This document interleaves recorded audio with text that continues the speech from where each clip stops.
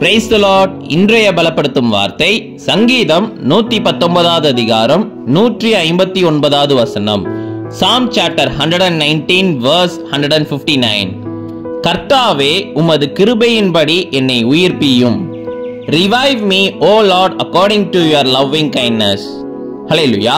இன்றைக்கு உங்களுடைய வாழ்க்கையில நீங்க சோர்ந்து போய் மரித்து போனது போல என்னுடைய வாழ்க்கை இருக்குது, என்னுடைய வாழ்க்கையில எந்த ஒரு மாற்றமும் இல்லை, முன்னேற்றமும் இல்லை, நான் எதற்குமே பிரயோஜனமே இல்லை என்று நினைத்து நீங்க கவலையோடு இருக்கிறீங்களா?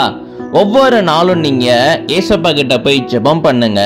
ஏசப்பா, என்னுடைய வாழ்க்கையை நீங்க உயிர்ப்பீங்கப்பான்னு சொல்லி நீங்க ஜெபம் பண்ணுங்க.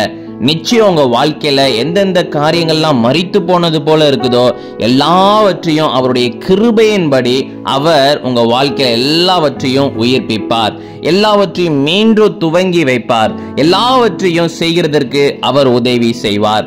அதனால எதை குறித்தும் சோர்ந்து போகாதீங்க, வாழ்க்கையை நினைத்து கவலைப்படாதீங்க.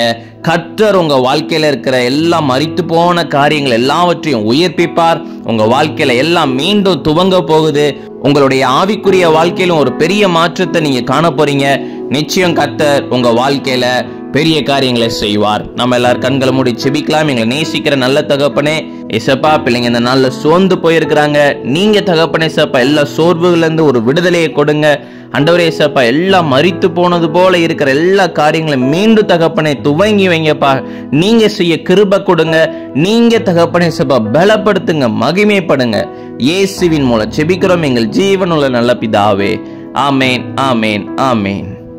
கர்த்தருடைய கிருபையினால உங்க வாழ்க்கையில மரித்து போனது போல இருக்கிற எல்லா காரியங்களும் மீண்டும் துவங்க போகுது. மீண்டும் ஆண்டவர் உங்களை கட்டி எழுப்புகிறார்.